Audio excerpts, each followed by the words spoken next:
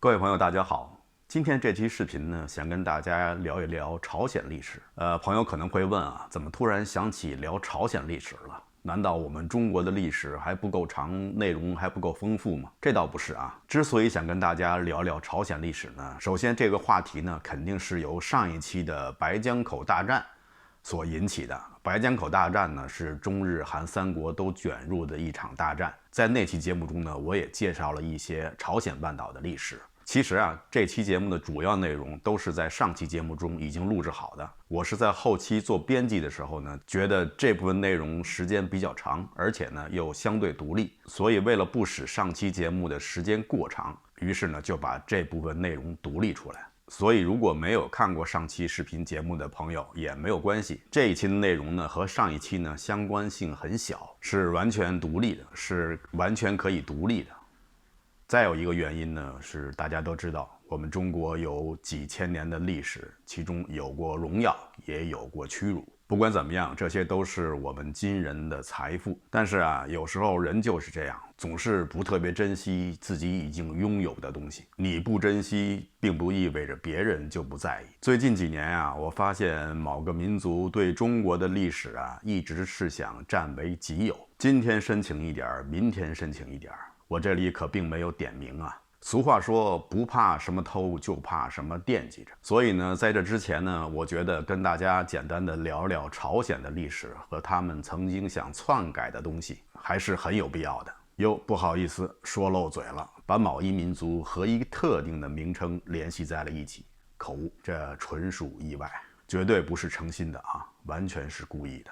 好的，现在我们就开始我们今天的内容。在开始之前，最后还想提醒大家，我的视频节目呢，大部分都是有字幕的，不过它是外挂字幕。需要大家在观看视频时，在屏幕的右上角点击那个竖3点，然后会出现字幕等几项设置，你打开字幕，选择中文或者英文就可以了。好的，我们下面进入今天的话题。在史书上对于白江口之战的记载，日本和中国基本上是相近的，而朝鲜的史书记载呢，就毫无意外地突出了新罗军队的战斗力，而大唐军队只是处于从属的地位。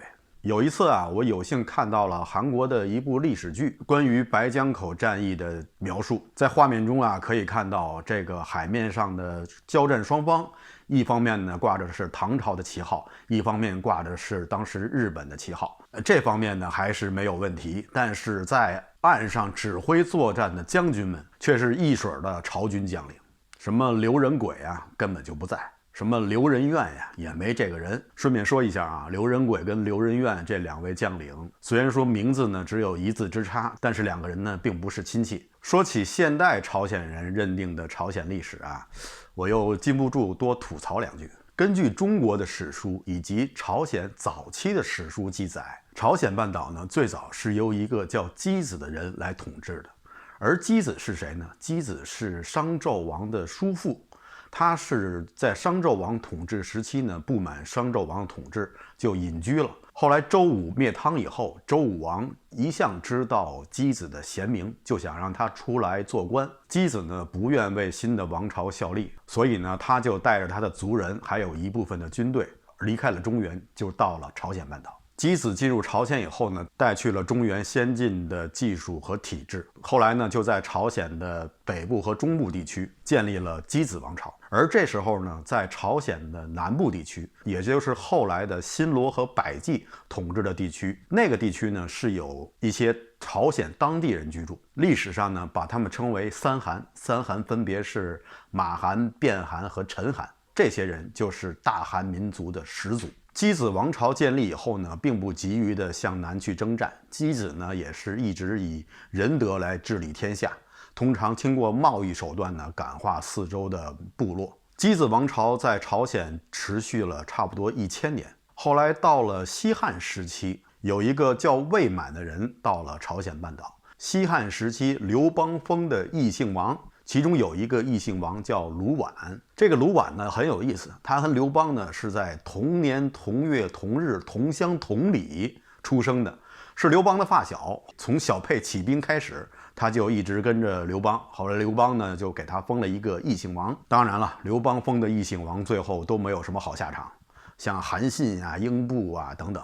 后来卢绾被吕后诛杀以后，魏满作为他手下的将军就逃到了朝鲜半岛。当时的国王基准非常欣赏魏满的才干，觉得他很能打仗，就把军权交给了他。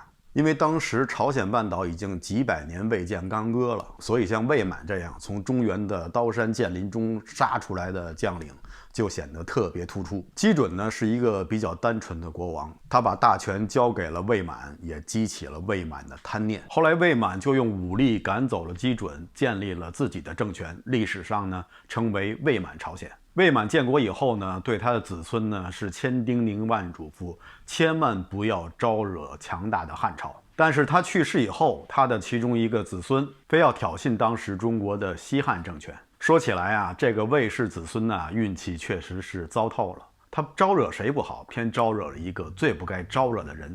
这个人是谁呢？这个人就是汉武帝刘彻。于是汉武帝刘彻就非常愉快地派兵征服了朝鲜半岛，魏满朝鲜灭亡。同时呢，汉武帝又在朝鲜半岛设立了4个郡，史称汉四郡，开始实行对朝鲜半岛的直接统治。后来西汉末年天下大乱，在朝鲜半岛上的扶余人朱蒙乘势崛起，建立了高句丽王国。朱蒙的2个儿子因为宫廷内斗，就逃到了朝鲜南部，建立了百济王国。而当地的3韩部族，就是刚才说的马韩、卞韩和陈韩，这个3个部族又联合起来成立了新罗王国。这就是历史上的朝鲜的3国时代，就是刚才我们讲的白江口战役发生的时代。后来在新罗统一朝鲜以后，朝鲜呢又出现了后3国时代，以及王建和李氏朝鲜时代。最后到了2战以后，被划分出南北朝鲜，形成了目前的这个格局。这个就基本上是朝鲜的整个的历史。最大的争议在哪儿呢？就是朝韩的史学家和其他国家的史学家的最大争议就在于魏满朝鲜之前的历史。朝韩的史学家否认箕子和魏满朝鲜这个时代的存在，他们认为朝鲜是由一个叫谭军的这么一个人物创建的。谭军是朝鲜的开国的国君，而谭军呢，却在朝鲜史书中也只是一个神话人物他能够把熊跟老虎变成人，这是历史上最早的关于基因突变的记载，比我上一集讲到的明灵无子，国裸父之这个基因突变还要早好几千年。而且谭军这个人按朝鲜史记载活了1900岁。但是不管怎么说，朝韩双方的史学家在这一点上惊人的一致，把谭军列为了他们的祖先。而且在1959年，北朝鲜的金日成还下令拆毁了箕子陵，这是一个有1000多年历史的古建筑。他们认为箕子跟魏满带有强烈的殖民主义色彩，应该从朝鲜的历史中滚出去。而且值得注意的是，朝鲜以前的历史记载中是承认箕子和魏满这2个时期的存在的，只是到了现代，朝韩双方才彻底否认了这2个人在朝鲜历史中的存在。朝鲜呢也认为高句丽人是他们的祖先，而高句丽人的前身是扶余人。扶余人又是哪里的人呢？扶余人实际上是中国东北的3个少数民族后裔之一。中国东北古代3大少数民族呢，有东胡人，后来呢又衍生出了鲜卑人和蒙古人，还有一个叫肃慎族。肃慎族的后裔呢，演化成了女真族和契丹族，还有一个种族叫会墨族。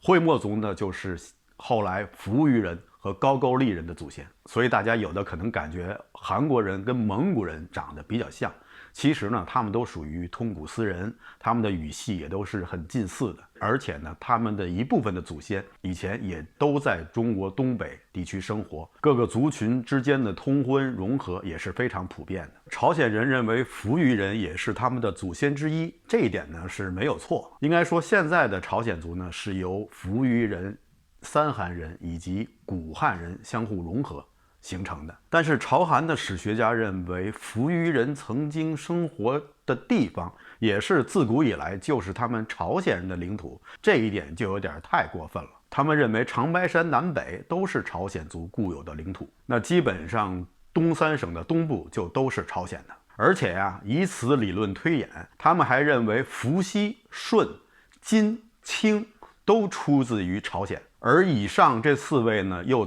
都曾经入主中原，这就麻烦了。这就演变成了朝韩史学界的一种说法，叫兀族4主中原说，就是说我们朝鲜这个民族曾经4次入主过中原。我是真的有点佩服那些朝韩的史学家了，他们这脑洞开的已经可以直接进行器官移植了。不过就是不知道这样的器官有没有人稀罕。不知道大家看没看过韩国的历史剧，描写唐太宗李世民的，说什么唐太宗李世民是被朝鲜的民族英雄渊盖苏文一箭射瞎了眼睛，渊盖苏文一直追杀李世民到了长城脚下，李世民跪地求饶，纳地求和。这样的情节很多，我就不一一列举了。反正大家要看韩国历史剧的时候啊，一定要小心，最好是不看，瞎耽误时间。其实啊，我觉得朝韩的那些历史学者不应该把自己陷入到这种历史民族主义的怪圈中去。其实朝鲜族也是一个非常有创造性的民族，特别是现在的南韩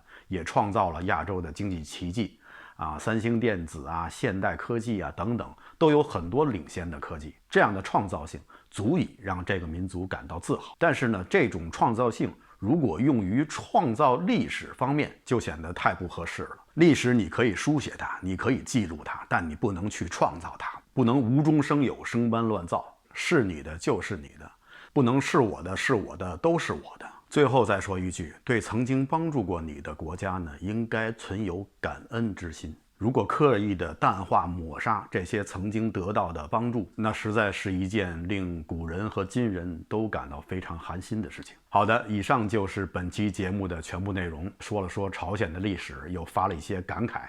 首先啊，我要声明，我这些感慨呢，只是针对那些朝韩的历史学者们。作为一个历史爱好者，我对他们这种做法呢，感到非常的不耻。好的，谢谢大家收看啊，欢迎大家点赞、订阅、转发，我们下期节目再见。